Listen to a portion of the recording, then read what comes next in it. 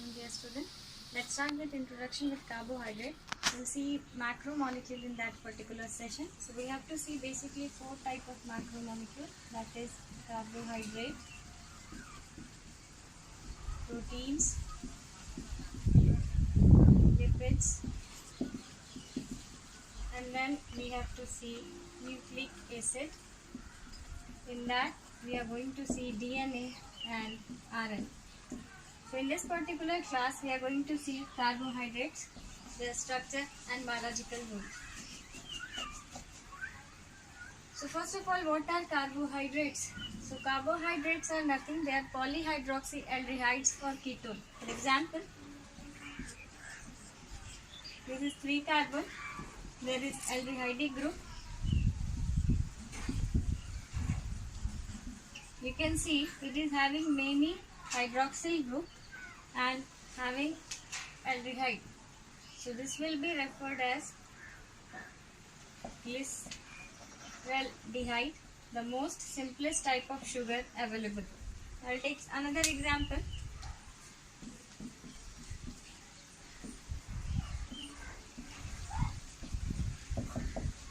This is ketonic group and these are aldehyde present. So this is ketonic form of this glyceraldehyde and this is called as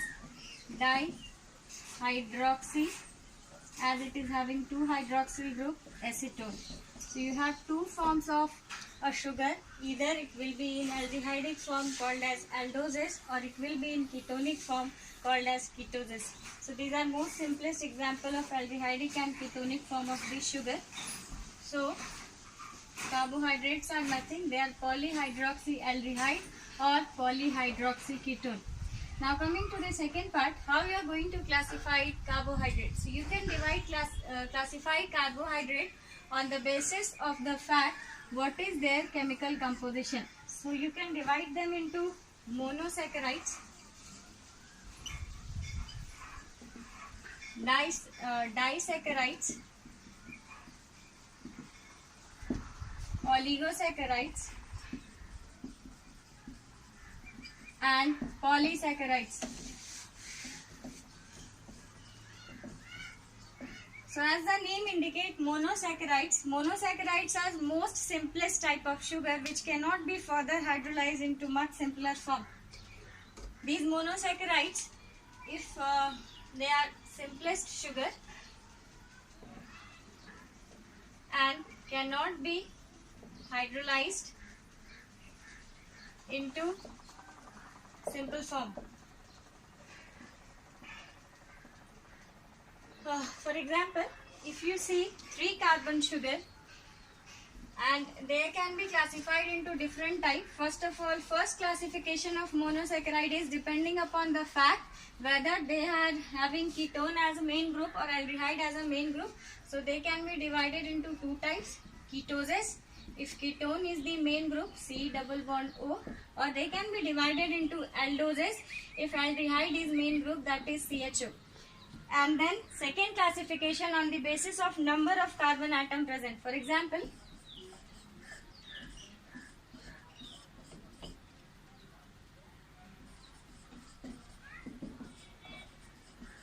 if 3 carbons are present and ketone is the group, that ketoses will be known as dihydroxyacetone. And if 3 carbons are present, aldehyde in the main group, they will be called as glyceraldehyde.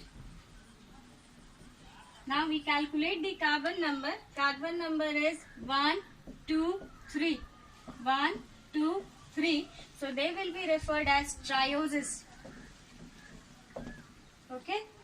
So let's again revise. Monosaccharides are the most simplest type of sugar which cannot be broken down into much simpler form, means further hydrolysis of monosaccharides are not possible. Now these monosaccharides can be broadly divided into two groups depending upon the fact what is the main functional group present. If main functional group present is ketonic group, that will be referred as ketoses, and if main functional group present is aldehyde group, that will be referred as aldoses.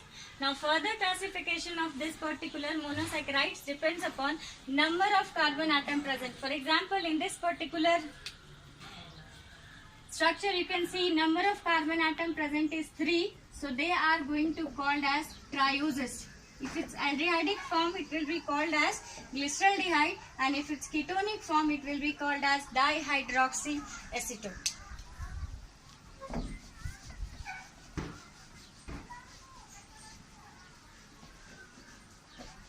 Like that, if it's 4 carbon, monosaccharide is having 4 carbon, that will be called as tetroses. 5 carbon, it will be called as pentoses. 6 carbon, it will be called as hexoses. 7 carbon, it will be called as heptuloses, and like that. Now coming to another class of monosaccharide, another class of sugar. That sugar is called as disaccharides.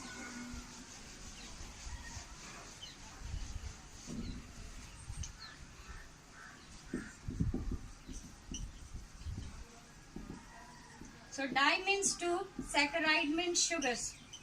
So it's very much clear, upon hydrolysis, if it is going to yield two sugars, that will be called as disaccharides.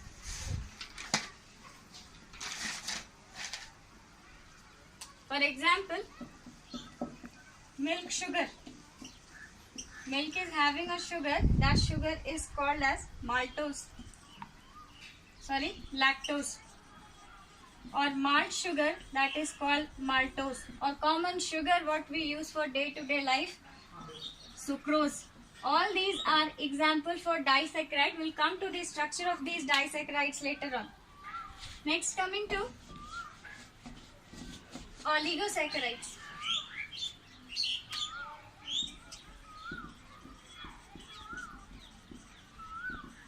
So oligosaccharides, upon hydrolysis,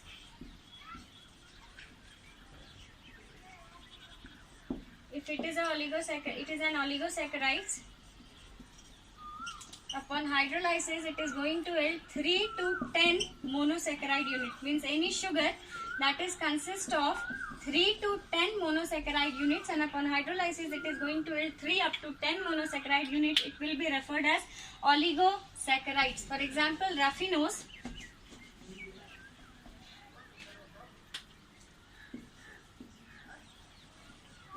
Raffinose is going to yield 3 glucose unit upon hydrolysis.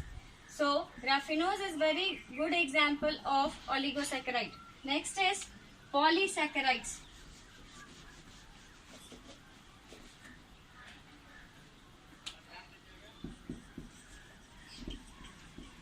Polysaccharides are those which are going to yield multiple monosaccharides unit upon hydrolysis, and they are high molecular weight sugar. They have repeated unit of monosaccharides which are forming monomers of that polysaccharides. Now these polysaccharides can be divided into two types depending upon the fact whether they consist of same monosaccharide unit or different monosaccharide unit. For example, they are called as homopolysaccharides, and another one is called as heteropolysaccharide. So homopolysaccharide, as the name indicate, homo means same, poly means many. So when upon hydrolysis you will get same monosaccharide unit, they will be called as homopolysaccharide. For example, starch. When you are going to hydrolyze starch, upon hydrolysis of starch, you are going to get multiple D-glucose. Means starch consists of only glucose as a basic monosaccharide unit. You are not going to get another monosaccharide. So they will be called as homopolysaccharide. For example, heteropolysaccharide, the very commonly used anticoagulant is heparin. So upon hydrolysis of heparin, you will get two different monosaccharide units, and they are referred as heteropolysaccharides. Now another classification of polysaccharide on the basis of their function. So what is the function of polysaccharide? On that basis, polysaccharide can be categorized into two types. One type of polysaccharide that is going to act as a storage form of energy. For example, you would have seen that storage form of energy is starch in case of plant and glycogen in case of animal. So they will be called as storage polysaccharide. And another one we called as structural polysaccharide.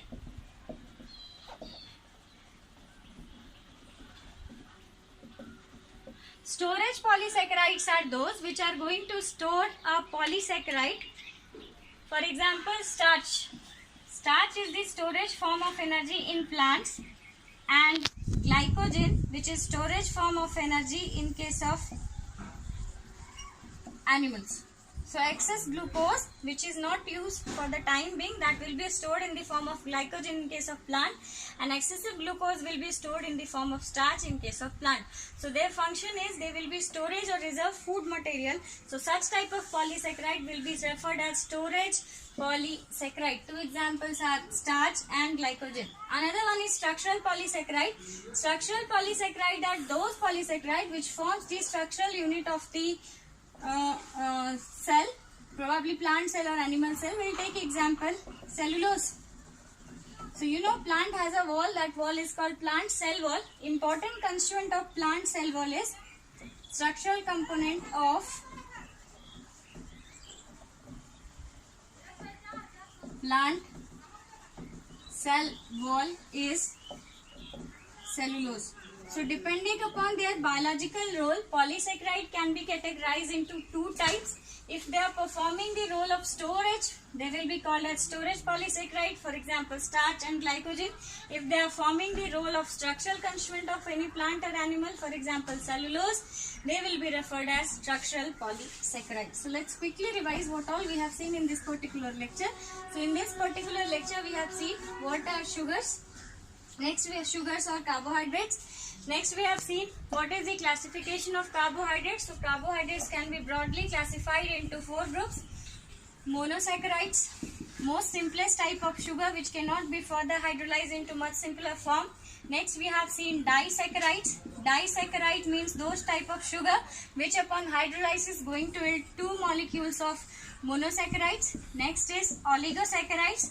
Oligosaccharides are those which are going to yield 3 to 10 molecules of monosaccharide units. And then polysaccharides, high molecular weight sugars, and these polysaccharides can be further subdivided into two types depending upon the fact whether they consist of same monomeric unit or different monomeric unit. If they consist of same monomeric unit, they are called as homopolysaccharides, and if they consist of different monomeric unit, they are referred as heteropolysaccharides.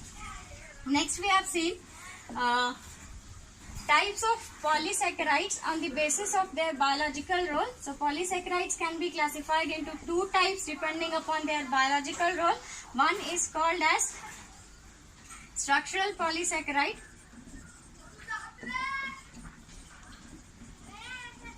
and another one is called as storage polysaccharide. Thank you. That's all for today. In the next session, we are going to see isomeric forms of carbohydrates and their chemical reactions. Thank you.